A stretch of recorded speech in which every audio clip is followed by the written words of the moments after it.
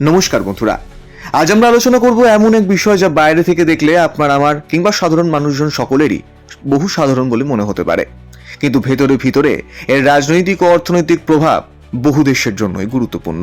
৮০ বছর ধরে বিশ্বের বাজারে ডলারের একাধিপত্য কি এবার শেষ হতে চলেছে? একদিকে যখন জাপান আর জার্মানির মতো অর্থনৈতিক দানবরা মন্দার কবলে পড়ে ধুঁকছে, তখন দিল্লির অলিন্দে শোনা যাচ্ছে এক নতুন হুঙ্কার। ৩.৯ ট্রিলিয়ন ডলারের জিডিপি নিয়ে ভারত কি সত্যি ২০৩০ সালের মধ্যে বিশ্বের ৩ নম্বর সিংহাসন ছিনিয়ে নিতে পারবে, নাকি মুদ্রাস্ফীতি আর তেলের রাজনীতির প্যাঁচে আটকে যাবে ভারতের এই রকেট গতি? আজকের পর্বে আমরা কোনো জল্পনা নয়, বরং গাণিতিক তথ্যের চুলচেরা বিশ্লেষণে দেখাবো বিশ্বের মানচিত্রে ভারত কি আসলেই নতুন সুপার পাওয়ার।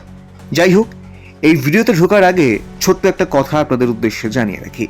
এই ধরনের জ্ঞানভিত্তিক রাজনৈতিক অর্থনৈতিক বিশ্লেষণ যদি আপনার ভালো লাগে, তাহলে ভিডিওটা লাইক করুন, শেয়ার করুন এবং পলি ইন্ডিয়া বাংলা চ্যানেলটিকে সাবস্ক্রাইব করে রাখুন, কারণ এখানে কথা হয় স্লোগানের নয়, স্ট্র্যাটেজির। আমেরিকার ডলার যা গত ৮০ বছর ধরে বিশ্ব অর্থনীতিকে শাসন করছে, কিন্তু ২০২৪ সালে এসে দিল্লিতে এক নতুন গুঞ্জন শোনা যাচ্ছে। ভারত কি সত্যিই পারবে ২০৩০ সালের মধ্যে জাপান আর জার্মানির মতো দুই দানব অর্থনীতিকে পিছনে ফেলে বিশ্বের ৩ নম্বর শিরোপা দখল করতে? একদিকে মুদ্রাস্ফীতির চাপে রুপির হাঁসফাঁস অবস্থা, অন্যদিকে ৩.৯ ট্রিলিয়ন ডলারের ভারতের জিডিপির রকেট গতি। আজ পলি ইন্ডিয়া বাংলার এই বিশেষ পর্বে আমরা গাণিতিক তথ্যের চুলচেরা বিশ্লেষণ করব। ২০৩০ সালে বিশ্ব অর্থনীতির মানচিত্রে ভারত কোথায় দাঁড়াবে? পরিসংখ্যান কি বলছে? বর্তমানে ভারতের জিডিপি ৩.৯ ট্রিলিয়ন ডলার। আমাদের সামনে ৪.১ ট্রিলিয়ন ডলার জাপান এবং ৪.৫ ট্রিলিয়ন ডলারের জার্মানি আছে। কেন ভারত এগিয়ে? গত ২ কোয়ার্টারে জাপান ও জার্মানি কার্যত টেকনিক্যাল রিসেশন বা অর্থনৈতিক মন্দার কবলে পড়েছে। তাদের জনসংখ্যা ফুরিয়ে যাচ্ছে, উৎপাদনও কমছে। ভারতের প্লাস পয়েন্ট এখানে হলো, যেখানে বিশ্বের বড় বড় দেশগুলো ১ থেকে ২% প্রবৃদ্ধি পেতে হিমশিম খাচ্ছে, সেখানে ভারত বুক ঠুকে ৭.২% থেকে ৮.২% হারে বৃদ্ধি পাচ্ছে। IMF তার মতে ভারত যদি এই ম্যাজিক স্পিড বজায় রাখে, তবে ২০২৭ সালের শেষ নাগাদ ভারত ৫ ট্রিলিয়ন ক্লাবে ঢুকে পড়বে এবং ২০৩০ সালের মধ্যে ৭ ট্রিলিয়ন ডলার ছুঁয়ে ফেলবে। কিন্তু এখানে আসল বাধা তো ডলার, যেখানে $1 দাম আজ ৮৩ টাকার ওপরে। তাহলে ভারত ৩ নম্বরে যাবে কিভাবে? এখানে আমাদের মাথায় রাখতে হবে, ভারত এখন কেবল ডলারের মুখাপেক্ষী নয়।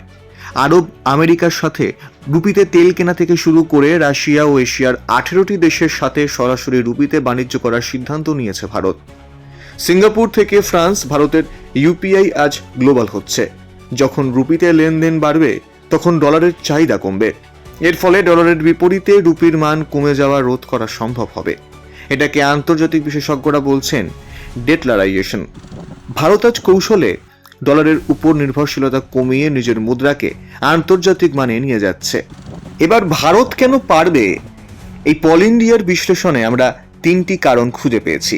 প্রথম কারণ, PLI স্কিম। ভারত এখন আর কেবল সফটওয়্যার বানায় না, ভারত এখন আইফোন বানায়। সেমিকন্ডাক্টর থেকে ইলেকট্রনিক্স সবই এখন মেড ইন ইন্ডিয়া। দ্বিতীয় কারণ, ইনফ্রাস্ট্রাকচার পুশ। ভারত প্রতিদিন গড়ে 40 কিমি হাইওয়ে বানাচ্ছে। নতুন নতুন ডেডিকেটেড ফ্রেট করিডোর তৈরি হচ্ছে, যাতে লজিস্টিক কস্ট বা পণ্য পরিবহন খরচ 13% থেকে কমিয়ে 9%-এর কাছাকাছি আনা যায়। 3 নম্বর কারণ, ডেমোগ্রাফিক ডিভিডেন্ড। ভারতের 65% মানুষের বয়স 35-এর নিচে। এই বিশাল তরুণ শ্রমশক্তি হবে ২০৩০ সালের অর্থনীতির জ্বালানি। চতুর্থ, কাঁটা কোথায় ও চ্যালেঞ্জ কোথায়? তবে সবটাই কি গোলাপ বিছানো পথ? একদমই না। ভারত তার প্রয়োজনীয় তেলের 80% আমদানি করে। যদি ইরান, ইসরায়েল বা রাশিয়া ইউক্রেন যুদ্ধের কারণে তেলের দাম $100 পার করে, তবে ভারতের কপালে চিন্তার ভাঁজ পড়বে। জিডিপি বাড়লেই হবে না, সাধারণ মানুষের ক্রয় ক্ষমতা না বাড়লে অভ্যন্তরীণ চাহিদা তৈরি হবে না। চীন ভারতের এই উত্থানকে সহজভাবে নেবে না। সীমান্ত সমস্যা বা সাপ্লাই চেইন ব্লক করে ভারতকেও চাপে রাখার চেষ্টা করবে বেজিং। এই আলোচনার শেষে আমরা বলতে পারি, ২০৩০ সালে ভারত ৩ নম্বর অর্থনৈতিক দেশ হওয়া এখন স্রেফ সময়ের অপেক্ষা। আমেরিকা ডলারের দাপট কমাতে ভারত যে রুপির তাস খেলছে, তা সত্যিই প্রশংসনীয়। কিন্তু আমাদের লক্ষ্য হওয়া উচিত কেবল ৩ নম্বর অর্থনৈতিক দেশ নয়, বরং ২০৪৭ সালের মধ্যে একটি উন্নত ভারত গড়ে তোলা। যাই হোক, এই ভিডিওটা যদি তথ্যপূর্ণ বলে মনে হয় তাহলে লাইক করুন, শেয়ার করুন এবং পল ইন্ডিয়া বাংলা চ্যানেলটিকে সাবস্ক্রাইব করতে কিন্তু ভুলবেন না। কারণ আমরা শুধু এখানে খবর বলি না, আমরা খবরের পিছনে রাজনীতি এবং অর্থনীতিটা বোঝার চেষ্টা করি এবং আপনাদের সামনে তুলে ধরি। তাহলে যাওয়ার আগে একটা কথা আপনাদের আরো বলে রাখি, আপনাদের কি মনে হয় 2030 সালের মধ্যে কি রুপি ডলারের দাদাগিরি কমাতে পারবে ভারত? কমেন্টে আপনার মূল্যবান মতামতটি কিন্তু অবশ্যই আমাদের জানাবেন। তাহলে আসি, জয় হিন্দ, জয় ভারত।